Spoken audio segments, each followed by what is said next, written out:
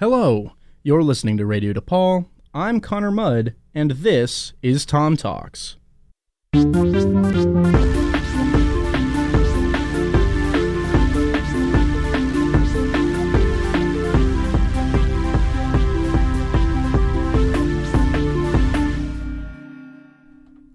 Hello and welcome to episode 9 of Tom Talks. Sorry for the little technical interruption there. My theme song was like System Overload, and it should be better now. With me today is a very special guest. She has been a vegetarian for 5 years. She is ambidextrous, and she can wear child's shoes in certain brands. Yeah. Welcome to the show, Hope Roosevelt. Hi. Oh, Thank you. Thank you for having me. What brands of shoes can you wear children's sizes in? The ones that are like kind of longer, so Converse kind of fit in a little bit of a longer like style, like Keds, that sort of brand. Yeah. If you get like the largest little boy size, you can save a whole lot of money. For sure.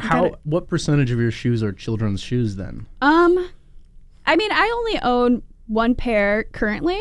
Okay. But I'm always in the market for more affordable shoe options. Yeah. Shoes are too expensive. They are too expensive, and there's no reason for them to be, because we all know they're made for much cheaper. 10 cents. Right, exactly. Either we should make higher quality shoes and maintain the price, or lower the price drastically. Right. Like the ones I'm wearing are $60 and they're waterlogged because it's snowing outside. Yep.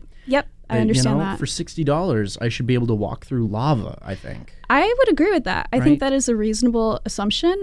And so I'm going to continue to buy my children's size Converse so that I can have fun, casual, comfortable like footwear, but at a much more reasonable price than what they sell women's brands for. Yeah, and they make fun designs for children's shoes. Right. Like comic book characters. I know. Ooh, I would kill for a pair of Spider-Man Converse. I don't think I could pull them off, but I want to believe I could. I think you could get them. I think it would just be extremely expensive. Yeah. So I'm not about to spend $120 to have a superhero on my shoes. Yeah. I'd spend $30, and if they light up, then maybe $40. Sure, I get that.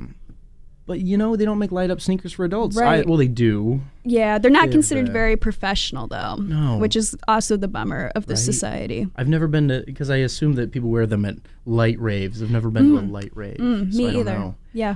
They could wear light up shoes. I don't know. I wouldn't know. Absolutely. Yeah.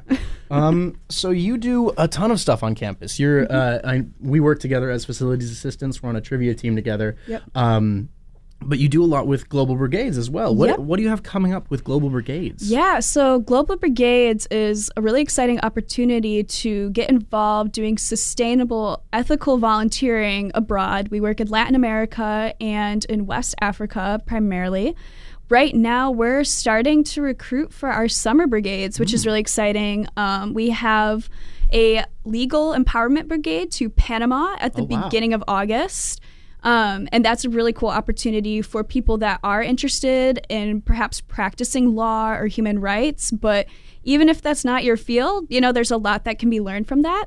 And we also have a trip coming up to Ghana as well. Okay. That will happen probably in June. We're still in the process of finalizing everything with that. But those are the two things we're really excited for. We're in talks about expanding potentially to Greece.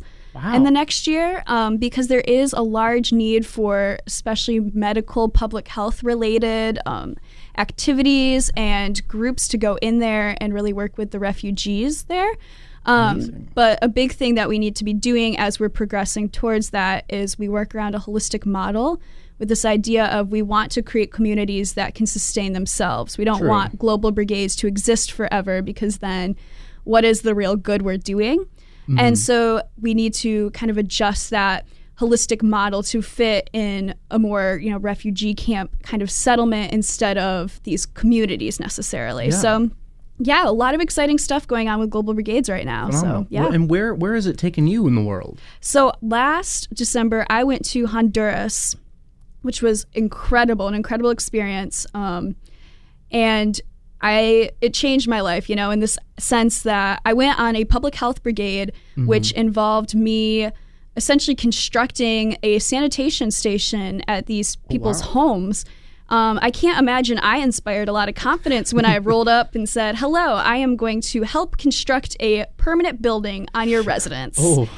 But, you learn a lot about yourself. And I found out I am good at mixing mortar and concrete by hand.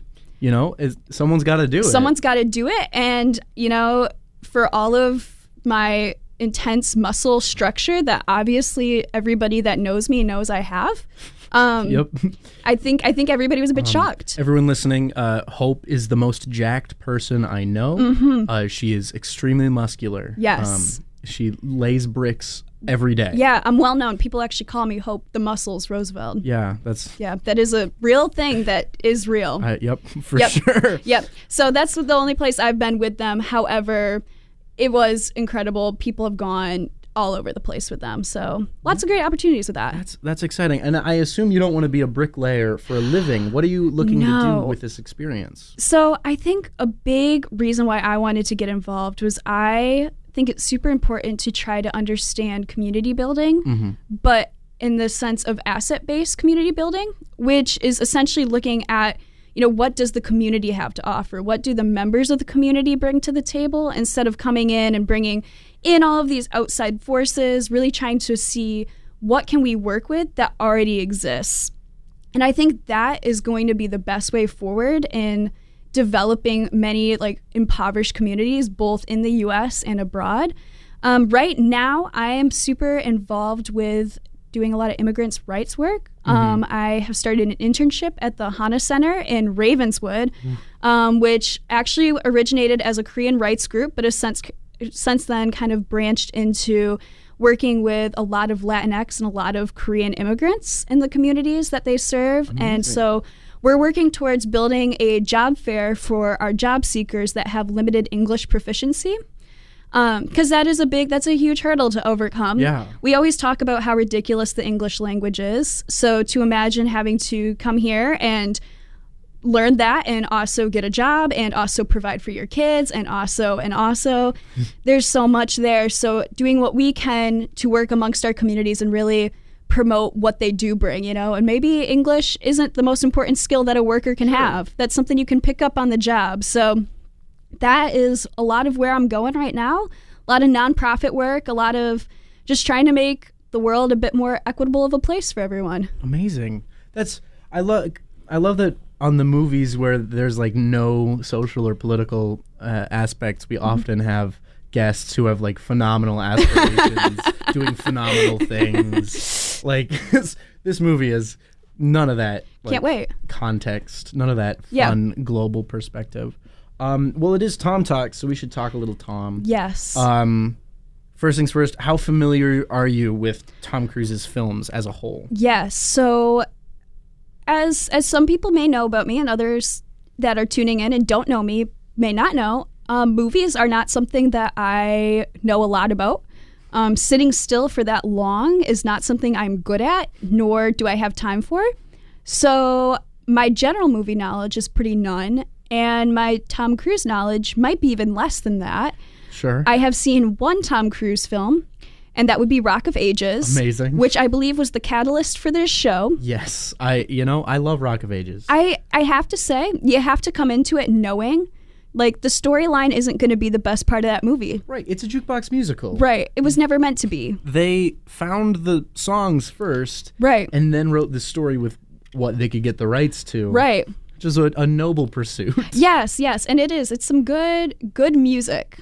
Yeah. For people that really like that rock and roll, kind of the gritty LA, Las Vegas kind of scene. 70s hair rock. Oh my goodness. And Tom Cruise in that movie is gross. True. Just gross looking. Has an aggressive back tattoo. Which, and a monkey. Yeah, which I think a back tattoo can be tastefully done, but I'm not sure if it was in that film. I don't think any back tattoo for Tom Cruise. I think for most action actors, back tattoos are a negative. Have you seen Ben Affleck's back tattoo? I have in fact seen that, and it is a little horrifying. It's not a pleasant tattoo. It doesn't look like it was done professionally. It looks like someone was I'm going to try this out. Which you feel like he'd have enough money to get that done professionally. He's Ben Affleck. Right. So that's I don't think. I'm trying to think if there's any other Tom Cruise movies where he's visibly tattooed. I don't think so. I mean, you would know better than I would. I know. I'm I'm thinking, and it's like, yeah. there's no other role except for maybe in Magnolia. Magnolia seems like a character who would have tattoos. Okay. His character in Magnolia and his character in Rock of Ages are very similar. Gotcha. Except his character in Magnolia has a little more emotional depth, and has to wrestle with some pretty deep things. Magnolia, I think of all of Tom Cruise's movies, knowing you, Yeah. I think Magnolia would be one that you would enjoy. However, I think it's his longest film, so it's a give and take because you'd love it conceptually. Yeah. But like, it's just so long. Might have to watch it in like parts. Right, and you're trying to figure out the whole movie the whole time. Interesting. Because it's a movie on coincidence. It's a study of coincidence by I think Paul Thomas Anderson. I'm excited for that episode because the synopsis of it is so confusing because there's so many plots. Oh goodness. So that's a lot. It's good. It has DePaul alum John C. Reilly. It also has William H. Macy. We love those middle initial type names. Yeah, sure. It has what's Philip Seymour Hoffman? Who is in 2 movies with Tom Cruise. Yes. And John C. Reilly's in 2 movies with Tom Cruise. Interesting. William H. Macy is not. Okay. It has Julianne Moore? Yeah, Julianne Moore. I always mix up Julianne Moore and Julianne Hough. Yes. But Julianne Hough was in the Footloose remake, and Julianne Moore is a redhead. Yes. Julianne Hough is blonde, I believe. Right. Yes. You know, it's Footloose. Yes. Right? We do know Footloose. And she was in Grease Live. Yep. Who played Rizzo on that? I forget. That was Vanessa Hudgens. Vanessa Oh, Hudgens? she killed that. Because I remember really enjoying that, and I Yeah. really enjoyed Beauty School Dropout because it was Boys to Men. in Grease Live. Yeah. You can't go wrong with Boys to Men. Anyways, back to Tom Cruise. Sure. The next thing I want to know: what is the most Tom Cruise thing that you have ever done? Man. So again, based off my limited knowledge of Tom Cruise, I know he does a lot of jumping off of buildings. Yeah. Which I have not done. For my mother, if she is listening, I promise I have not done that. Please don't worry about me. I'm doing okay. It sounds like you're lying. It sounds like you have jumped off a building. Feel like I haven't done it. Okay. But I would. Sure. If given the opportunity to do so, but safely. Right. Like I want to survive it so that I can tell the story. Yeah. And sometimes I've heard Tom Cruise like does stunts that are sometimes maybe not his best choice. Yeah, he injures himself a lot. Yeah, and I don't know if I could afford and or receive the kind of care that Tom Cruise does following an injury. Yeah. So what might just be a like kind of severe injury for him could potentially be life-threatening for the average human. Yeah. So that is alarming to me. I think the most Tom Cruise thing I've ever done is I have ridden on a motorcycle. Cool.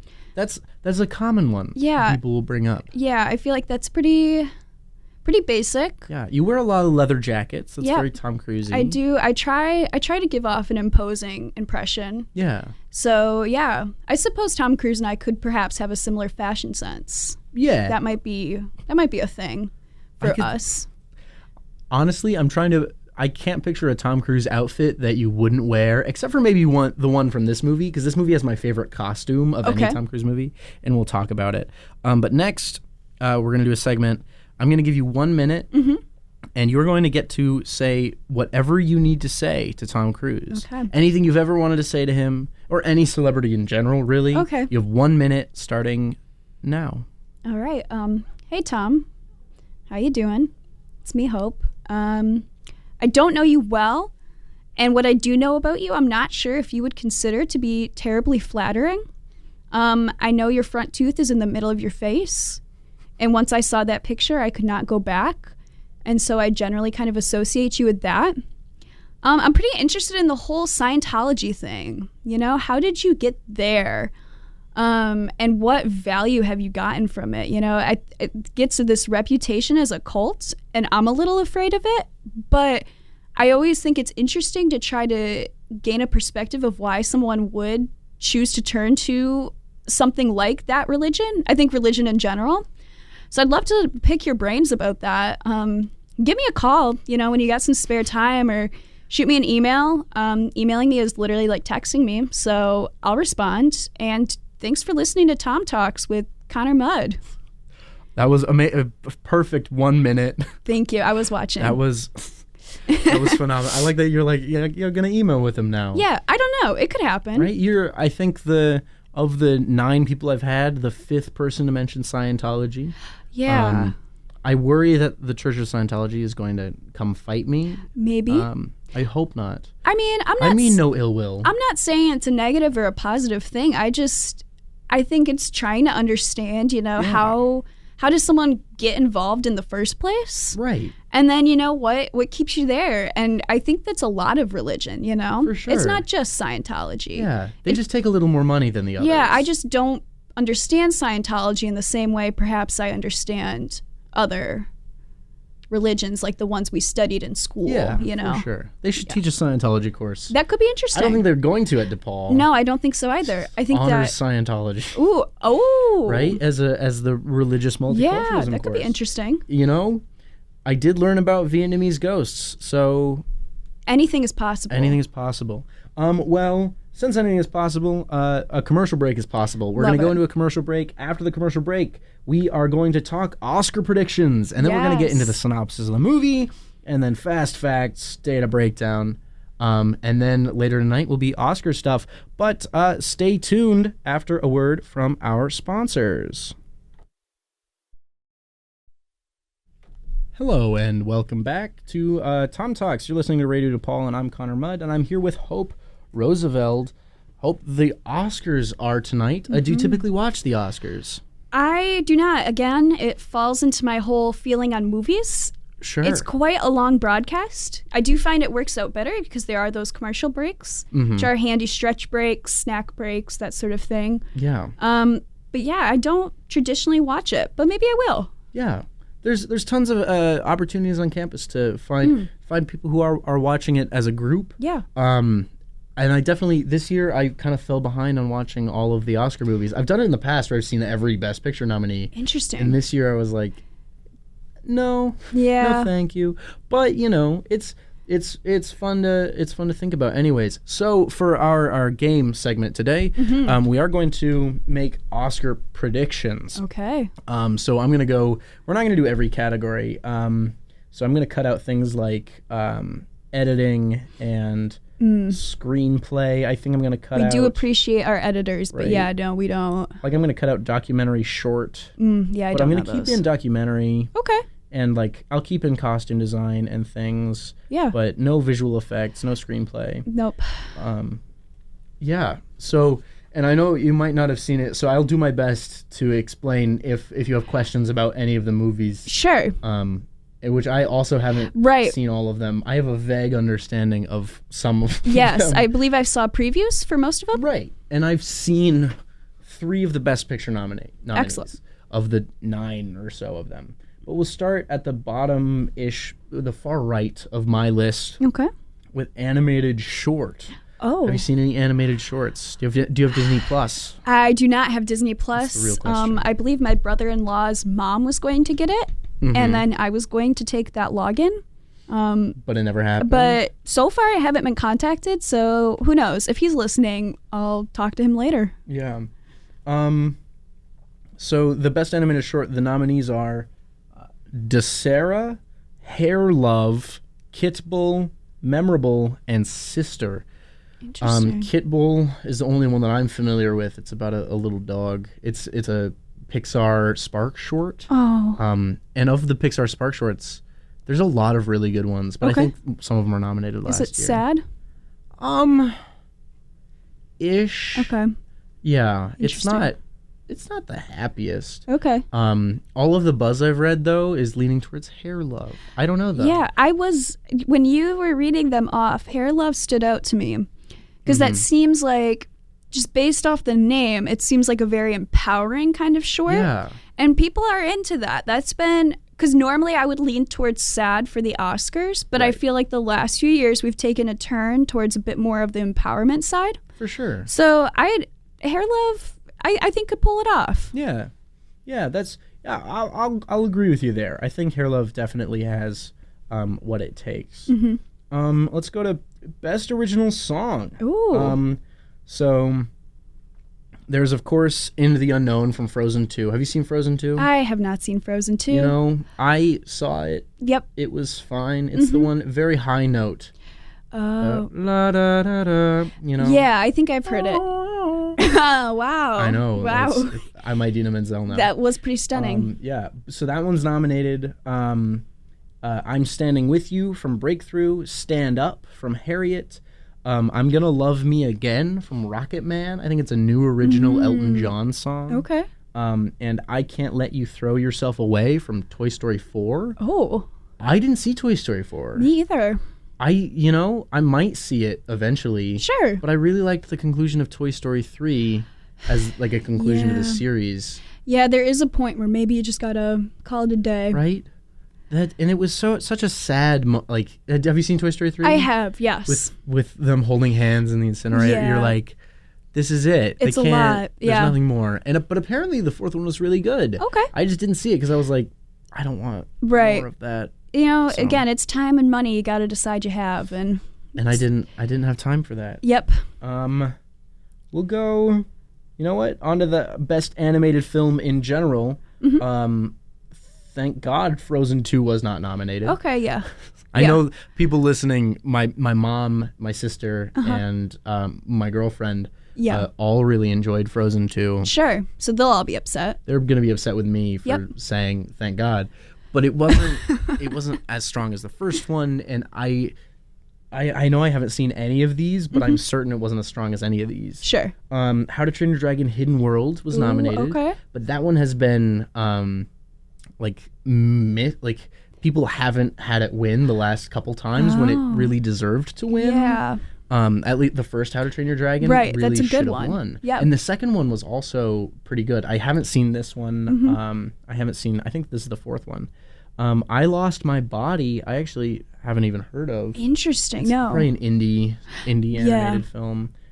Klaus is the Netflix original. I think it's about a small child who becomes Santa Claus. Interesting. I've seen like 2 seconds of it because my dad's girlfriend's grandson, weird connection. Yeah. He's like 2, and we tried to plop him down in front of a movie. Oh. I was there for like the last 10 minutes of the movie, and I Sure. was like, why is this small child growing a beard? Yeah. Very odd. Very odd. It is whatever. Missing Link is a claymation film about a Sasquatch. Okay. Claymation films notoriously never win. See, but I love a good claymation. I do too. I really do. Do you know the only claymation film to ever win an Oscar? Oh boy. It's not what you'd think. It's probably not. So I'm trying to even think. Like I can picture them in my head, but the titles just aren't there. You know what I mean? Frankenweenie didn't win. Coraline didn't win. Yeah. Fantastic Mr. Fox didn't win. Isle of Dogs didn't win. The winner, the only claymation animated film winner so far, Yeah. Wallace and Gromit and the Curse of the Were-Rabbit, Interesting. which is a phenomenal film. Sure. I love Wallace and Gromit. Right. Is it Oscar worthy though? Right. I don't know. Right. And then you didn't pick Isle of the Dogs. Well, Isle of Dogs was the same year as Spider-Man Into the Spider-Verse. That's hard. They revolutionized modern Yeah, 3D, that 2D is animation. Spider-Man Into the Spider-Verse is a solid film. Yeah, so that was one that like until Spider-Man came out, I was certain Isle of Dogs was going to win, and then I saw Spider-Man and I said, "Oh no, Right. that's right. not." And the you know case. it's a good one if I've seen it. If somehow I have managed to view it, then you know that it's worth a watch. Yeah, and then the last one, of course, is Toy Story 4. So of those, which do you think? You know what? I'm going with claymation. Claymation? Missing Link. I feel it this year. This year. It could be. It's the year of the underdog. Claymation. Yeah. I'll skip production design, cinematography, costume design. Have you heard of any of the documentaries, perchance? There's the Netflix original American Factory. There's The Cave. There's The Edge of Democracy. There's For Sama, and there's Honeyland. Interesting. I've only heard of one of them. I've only heard of American Factory. Right. Because it was produced by Michelle Obama. Ooh. Just fun fact. That's intriguing. Yeah.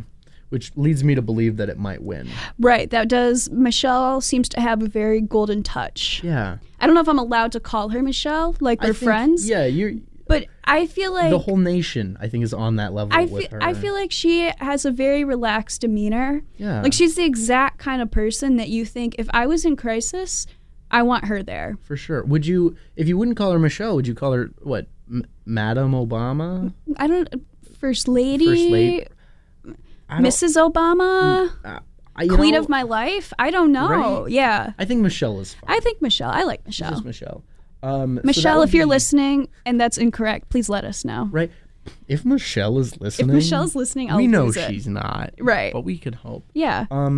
I think I would go with probably the Michelle Obama American Factory. Yeah, I'll agree. I'm going to agree with that because I don't know those documentaries very well. Yeah. Let's go with supporting actor, supporting actress. We'll start supporting actor. I'm just going to say the names. Okay. Their movie doesn't matter. Sure. No, I get that. Just 'cause, Politics. Right, you know. Yep. Is it going to be Tom Hanks, Anthony Hopkins, Al Pacino, Joe Pesci, or Brad Pitt? Ooh. I think I know you have a different opinion on this. The world loves Tom Hanks, though. You're right. They really do. And I'm not entirely familiar on how the Academy Awards, the Oscars are decided, but I do feel it is a bit of a popularity contest in some ways. Yeah. And I think that, and I assume it's for the Mr. Rogers. Yes. Yeah. Which, how on earth is he the supporting actor for that? Right. That is a good question. Why is he not the actor? He is the actor. But yeah. I guess it was more about the journalist. I haven't seen it, but from everyone I've talked to, they're like, yeah, no, he's the main character. And I'm like, but why is he supporting them? Right. So my general inclination is people really like Tom Hanks and people really like Fred Rogers. Yeah. Combine the two together, you got a winning ticket. For sure. And I would stand with you, but I don't like Tom Hanks. I did love Brad Pitt's performance in the movie that he's nominated for, Once Upon a Time in Hollywood. Mm-hmm. He's also the Vegas odds favorite, and I don't know why, because Tom Hanks should be the Vegas odds favorite. Sure. But it's like neck and neck for them. Okay. And his performance in Once Upon a Time in Hollywood is heartbreaking, gut-wrenching. I love it. I know a lot of people didn't like that movie, but I really his character really roped me in and got me tense and worried, and I love it when a character can do that. Yeah. Supporting actress, we have Kathy Bates, Laura Dern, Scarlett Johansson, Florence Pugh, and Margot Robbie. Oh boy. No. Oh boy. Oh. Honestly, I'm surprised Scarlett Johansson didn't get 2 nominations. Me too. No, she did. Yeah, she did. Huh. Scarlett Johansson was also nominated for Best Actress in a different movie. In 2 separate movies she was nominated. She's had a really good year. Yeah. I mean, both professionally and personally, I feel that 2019 was largely ScarJo's year. That being said, it is 2020. Right. And so I'm not sure. If I had to guess, I feel like Kathy Bates, I think, surprises people sometimes with her range. Yeah. I don't know if people don't pay close enough attention or they just kind of write her off, but anything I've seen her in, I've thought to myself, no one else could have played that role.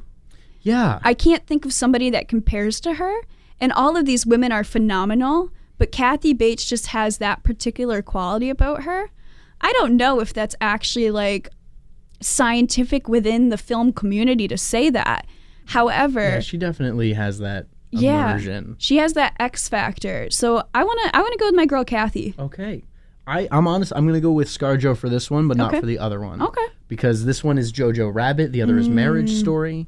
And having seen Jojo Rabbit, having lived through that wonderful, wonderful thing, she did phenomenally. Okay. Again, another heartbreaking character who you just love. Yeah. And you love to love the character. Love that. So that's what I'll go with there. For just actor in general, Antonio Banderas, Leonardo DiCaprio, Adam Driver, Joaquin Phoenix, and Jonathan Pryce. Ooh. I like that Antonio Banderas is back. I really do love that for him. Right? I don't know what that means for him necessarily. Yeah. But I do love that. I also want to address 2 of Tom Cruise's co-stars from Interview with a Vampire are nominated for Oscars this year. Interesting. And Which that's two? Antonio Banderas and Brad Pitt. Okay. Kirsten Dunst is not on the list, unfortunately. That is too bad. That's what we'd hope for. That is, man, we do love co-stars. And no Christian Slater anymore. But yeah, of those, who do you think? Oh boy. Because Joaquin Phoenix was the Joker. That's one. That was so controversial. I think that would be a controversial choice on their part. But yes, I have seen that it's won, and I've seen he's been trying to use his speech to promote more diversity within the film sphere, which is interesting. I think just because I've heard about it so much and I've heard so much buzz, I'd have to go Joaquin Phoenix, you know? I think it's an iffy choice, but that being said. And I'm fairly certain he's the Vegas odds too. Okay. I'm going to vote against the odds. I'm going to say Adam Driver from Marriage Story. Adam Driver just seems like a really good guy. Yeah. He's a solid actor too. Yeah. He had a pretty good year with Marriage Story and Star Wars. I mean, the Star Wars was bad. Sure, but did you see him hosting SNL a couple weeks ago? I saw a few clips. I didn't watch all of it. I liked his first time hosting. You can't beat the first time, right? With the old man oil baron. I don't remember the character's name. He was my favorite. I get that. Sketch. It was so good. Yep. Let's go Best Actress. So there's Cynthia Erivo. I don't know why there's a comma in her name. From Harriet, Scarlett Johansson, Saoirse Ronan. Saoirse Ronan, yeah. Charlize Theron and Renee Zellweger. Oh. Yeah. Who played Judi Dench. Oh, ooh. No, that's not right. She played Judy in the movie Judy. What? Not Judi Dench. Judy. Oh, the one that played The Wizard of Oz, yes? Yeah. Judy Garland. Judy Garland. Who's Judi Dench? Judi Dench, she's in Dame. Cats. Oh. Yes. I don't want to think about her. Yes. But yeah, of Cynthia, Scarlett, Saoirse, Charlize, and Renee. Ooh, man, this is another, I think Bombshell really shocked a lot of people, I think. Yeah. And the transformation of all of the cast members, I don't know if you've seen that. I have. It's uncanny. How was that one not nominated for Best Picture? Now that I'm looking at this, why was that one? I don't know. Also, why is Awkwafina's movie not on here? I'm mad. Listen, Awkwafina got snubbed, Greta Gerwig got snubbed, Jennifer Lawrence. Yeah. Honestly, or Jennifer Lopez. Hustlers?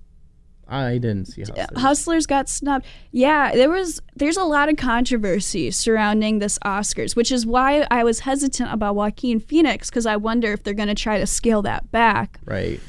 I'm going to go with my girl Charlize on this. Yeah. I'm very torn between her and Saoirse Ronan. Seriously, yeah. Irish. Yeah, but I want to go Charlize. I agree. I agree with that one. Bombshell was phenomenal. Very good. Very good film. We'll do Best Director and then Best Picture, and then we'll move on to our synopsis. Sounds great.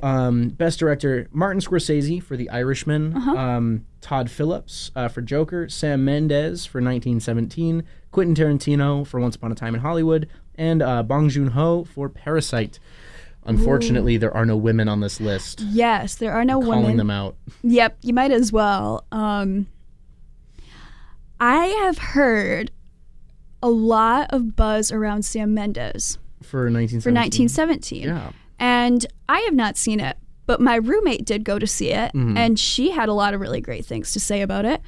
So I'm gonna go with Sam Mendes. I think I will too. It's all one shot. Well, not really, but interesting. The sequence they make it look like it is all one continuous. That's shot. amazing. But it's shot in 8 different places around Europe. Interesting. So that's pretty incredible. It's terrifying. From what I hear, it's very immersive. Yeah.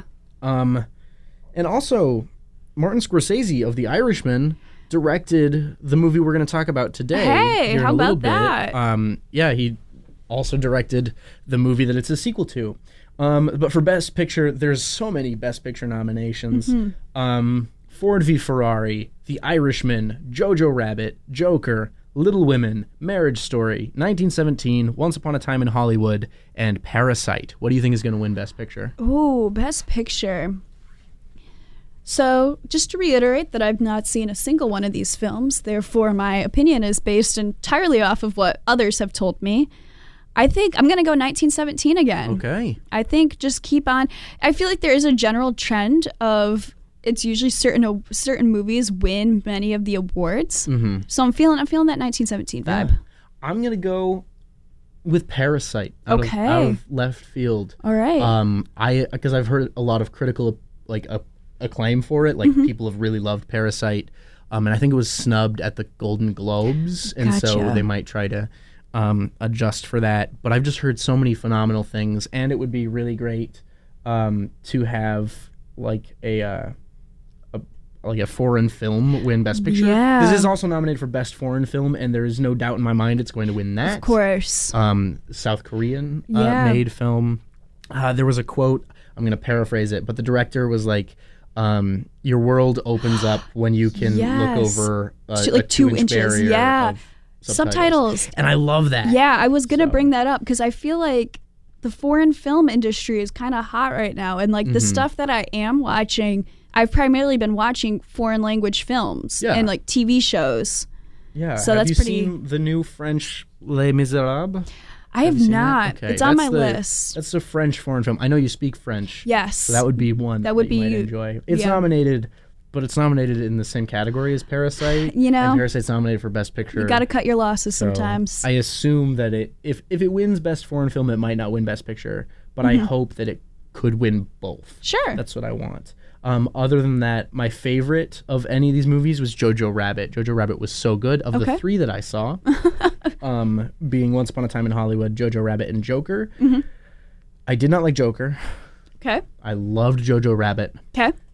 And I was pretty happy with Once Upon a Time in Hollywood. Okay. But yeah, those are our Oscar predictions for 2020. We'll see. And part of the reason that Oscar predictions are so perfect for this episode is the movie we're talking about today is his like third most Oscar-winning film. It's actually his second film to ever win an Oscar. Interesting.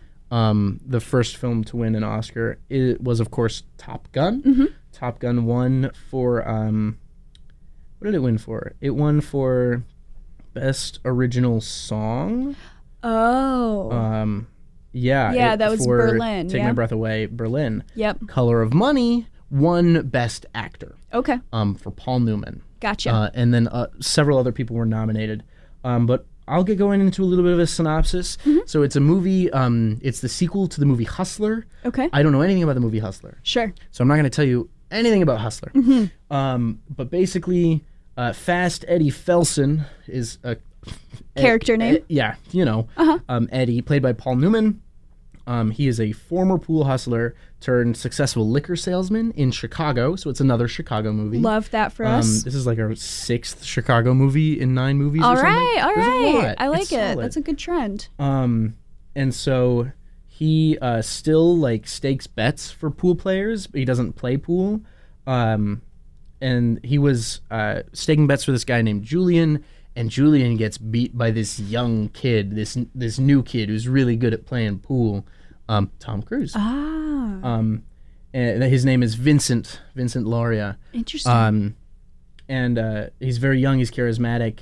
It's my favorite costume in any Tom Cruise movie. Okay.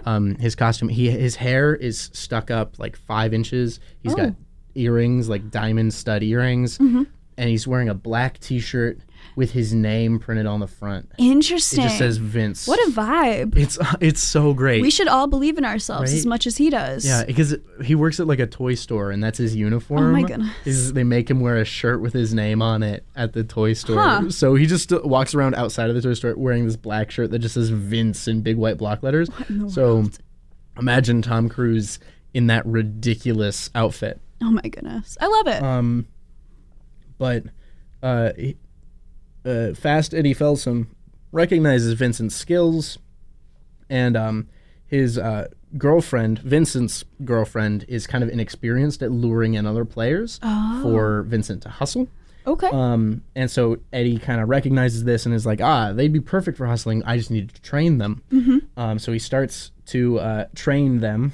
Okay. But then like Carmen, who is the girlfriend of Vincent, starts like inquiring about the interest, like Eddie's like motives behind everything is a little suspicious. Okay. And like Then they go to find him at the toy shop, which is called Child World. Yeah. Interesting. And then they're like, okay, you got to come tomorrow. We're going to play pool. You're going to make money. And they're playing 9-ball pool also. The rules are a little different than 8-ball pool. At the very beginning of the movie, Martin Scorsese has this opening monologue that explains the rules to 9-ball. I don't know them off the top of my head because I watched this like 8 months ago. Nope, totally get that. So Eddie invites Vincent for a trip, 6 weeks hustling on the road, culminating in a 9-ball tournament in Atlantic City. And since Vincent was a little insecure about Carmen, he was like manipulating Vincent. He was like, "Ooh, your girlfriend is like thinking of leaving you like or jealous something like of, that." Yeah, okay. Yeah. Okay. And then he also gives Vincent like a pool cue called what is it? A balabushka. Okay. As a funny name. That is a technical term. Which, funny enough, it's not a real balabushka. They make note of that in like the production notes. It just looks like a balabushka. Interesting. Like, would anyone care? No, probably not. So actually, somebody would. That's why they had to put that note in there. So Vince accepts, and Julian, the first guy who Eddie was staking, is mad about this. Okay. And Eddie's girlfriend, Janelle, is a little mad because Eddie had finally gotten out of the pool hustling game and now he's getting back into it because he had a stable job with bootlegged liquor. I see. You know, a stable job. I mean, in bootlegged I suppose liquor. that is the natural transition of life. So then Vincent and Carmen hit the road with Eddie in the Cadillac. They visit a bunch of pool halls, and Eddie pays money for Vincent to enter in these competitions to make more money. And Eddie tries to teach them the art of hustling, but Vincent is a little rough. And he doesn't like having to play below his ability because that's part of hustling is you play poorly, so they play again, and then you raise the stakes. Yep. I get that. Yeah. So they go to a pool hall run by his acquaintance Orvis, and Eddie doesn't like Vincent's arrogance, and he just leaves. Carmen, for whatever reason, is making advances towards Eddie, and they're like, "We are partners in this. We're supposed to be making money. Stop making advances." And that's like a weird little subplot. Sure. But then Vince starts like grandstanding. And he's beating the pool hall's best player, but scaring off the wealthier player. So they're scaring away the mark and playing too well. Gotcha. Just because Vincent wants to be good. And there's an iconic song moment where they play a song and he dances during his grandstanding. Okay. So Eddie and Carmen cannot rein in his showboating. And then they leave, basically. And after a string, and then they figure out a good rhythm of hustling, and they figure out what works. Yeah. And they continue on their tour of hustling. And after a string of successful hustles, Vincent plays at the famed Grady Seasons, but is directed by Eddie to dump the game to inflate the odds against Vincent. Okay. And Grady Seasons is like some famous 9-ball pool player. Gotcha. Sure. Doesn't matter. Sure. But then Grady is like goading Vincent, and Vincent almost fails to throw the match. And then after the game, Eddie is inspired to play again. And Eddie is taken in by a pool shark named Amos, and humiliated, Eddie leaves Vincent and Carmen with enough money to make it to Atlantic City, and he takes the balabushka. So then Eddie refines his skills. He gets a pair of glasses because he's old now and he needs glasses. Okay.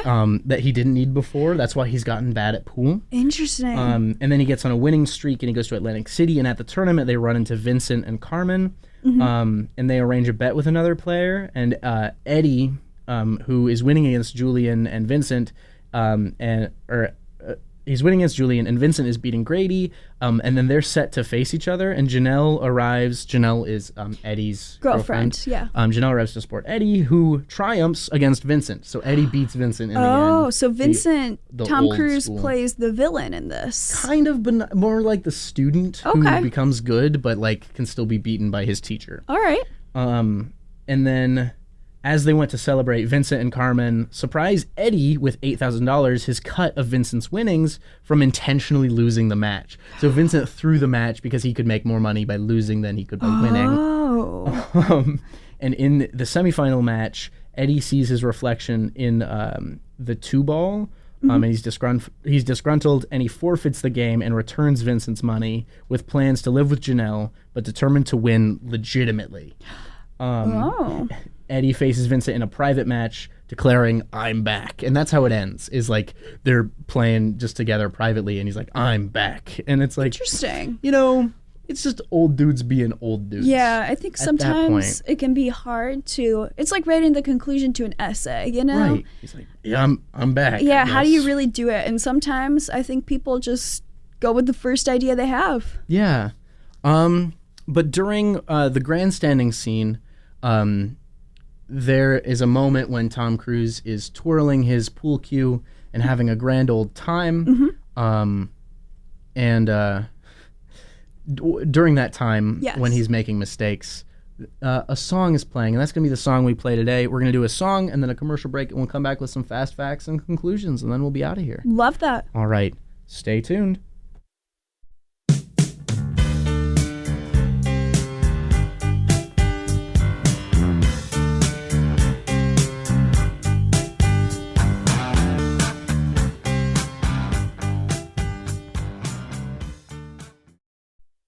Hello, you're listening to Radio DePaul. I'm Connor Mudd. This is Tom Talks. I'm here with Hope Roosevelt, and I have one last little PSA. Tune into the 5th annual live Oscars coverage happening this Sunday tonight from 5 to 10 p.m.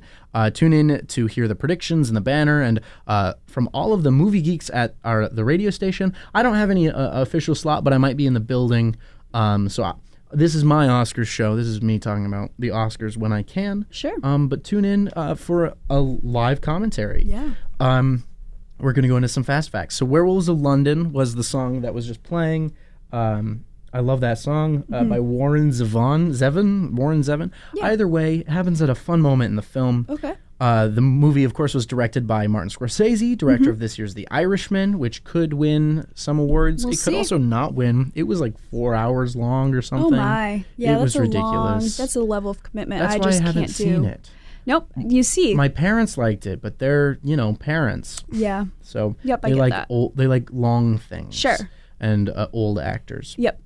The writers were Walter Tevis, who also wrote The Hustler, the first book. That was the novel. Gotcha. The novel that this was based on. Richard Price wrote the screenplay. He was nominated for an Oscar. He also helped write the 2000s movie of Shaft, and I think he directed some Michael Jackson music videos. Yeah, I recognize the name Richard Price. Right, yeah, Richard Price. He's been around. He's been doing lots of stuff. Okay. Eddie, played by Paul Newman, of course, who was also in Hustler. He was in Road to Perdition. He was in Cool Hand Luke. He was in Our Town, the TV movie. And my favorite role of his, he played Doc Hudson in Cars. That's way. Paul Newman. I know. Our generation only knows him from Cars. What a classic, though. So good. A good movie to be known for. Yeah. Carmen is played by Mary Elizabeth Mastrantonio, who was also in The Abyss and Robin Hood, Prince of Thieves and The Perfect Storm.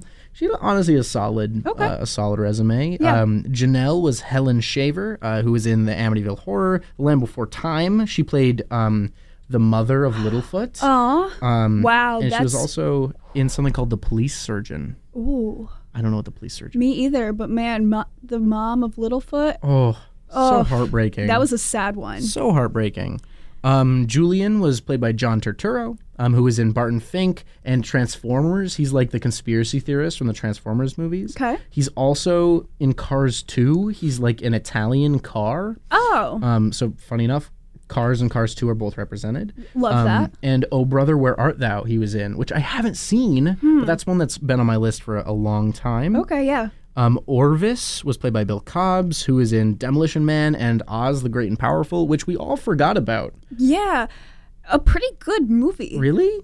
I thought... I didn't see it. I did see it. Yeah? That was during a streak in, I want to say 8th or 9th grade was about when that came out. Yeah. And my friend's mom would drop us off at the movie theater and we'd go see movies because that was like the only thing that 14-year-olds can do. For sure. But, what was it, James Franco? James Franco. Played Oz? Yeah, which is interesting. Yeah. Mila Kunis was in it. Okay. She was, One of them. One of the witches or something? I believe so. Yeah. I don't remember it enough, but like... I don't even know where I could watch it nowadays. I could probably pirate it. You could probably I shouldn't find it pirate anything. We don't condone piracy. No, we do here not. At Radio No. DePaul. The last two people were kind of like extras or like smaller roles, but they're phenomenal. Well, I don't want to say phenomenal. They're bigger names but in smaller roles. So Amos, who's the owner of one of the pool halls, was played by Forrest Whitaker. Oh, Lee wow. Daniels, the butler, and Black Panther, and so many other We do things. know Forrest Whitaker. So he was just like there as the owner of a pool hall. And then a random guy, Skinny Player on the Road was the name of the character. So just a random dude who they played. Yeah. Was played by Iggy Pop. No. The musician, who sang The Passenger. He was just in the movie casually as like an extra. That's a big Iggy Pop mood. Right? Some other fun facts. Tom Cruise did almost all of his trick shots. There's only one that he didn't do because it would have taken him 2 days to learn it, and Martin Scorsese did not want to extend production any longer. Fair. Martin Scorsese does say that this is his only movie to be under budget and ahead of schedule. Of all of the movies that he's made. So that is like a key part of this. And this movie also inspired the name of the popular 90s video game Doom. Do you know Doom? Have you heard of Doom? I've heard of it, yes. So there's a moment in the film right before he grandstands where he's like sitting with the case with the balabushka. Yeah. And some random pool player comes up and is like, what do you got in that case? And he like very giddily, he's like tapping on the case, and then he opens the case and he says, Doom. And the creators of Doom were like, that's it. That is the name of our upcoming video game. Absolutely. And I think that's so funny. Sure. No, that's just a random line. Doom. Out of context. Makes no sense, but they're like, that'd be perfect. Yep. Perfect. If Doom is like, you're on Mars, but it's also hell. Yes.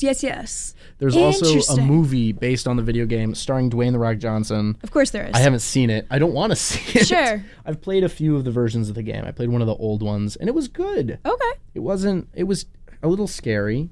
Interesting. For my taste. That's fair.